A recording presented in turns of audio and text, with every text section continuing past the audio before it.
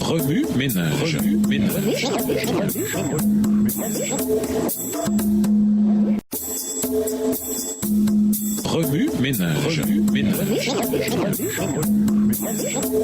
Bienvenue dans votre émission. Remue ménage.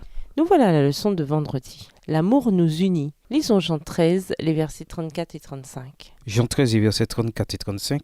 Je vous donne un commandement nouveau. Aimez-vous les uns les autres. Oui, comme je vous ai aimé, aimez-vous les uns les autres.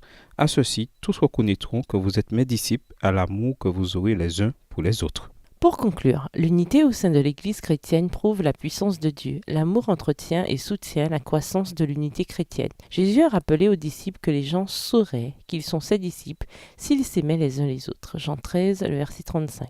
Le Saint-Esprit allume et soutient l'amour dont les chrétiens doivent être animés pour révéler le don du salut de Jésus-Christ et l'espérance de la vie éternelle avec lui. Certains se joindront à notre mouvement, non parce qu'ils aiment nos doctrines, mais parce qu'ils désirent la douce paix, l'espérance vivante et finalement l'amour puissant de Jésus qui se manifeste à travers notre unité. Qu'offre aux idées? Réaliser un montage médiatique pour illustrer les concepts de l'amour et de l'unité et la façon dont ils fonctionnent ensemble.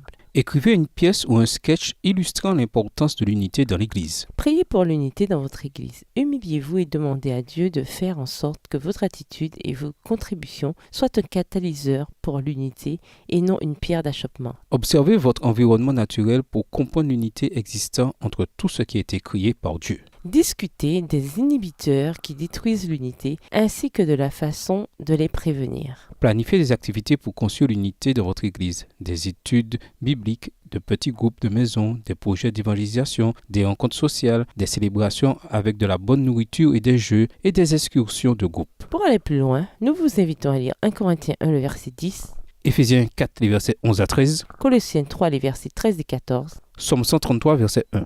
ainsi que dans le livre Selected Messages, le volume 3, le chapitre 1 à la page 15, écrit par Ellen G. White. Dans le livre Évangélisé, section 5, les pages 96 à 100, livre écrit aussi par Ellen G. White. Et dans le livre Galatians, A Fiery Response to a Struggling Church, l'épître aux Galates, une réponse passionnée à une église en conflit, le chapitre 13, écrit par Karl P. Kozart.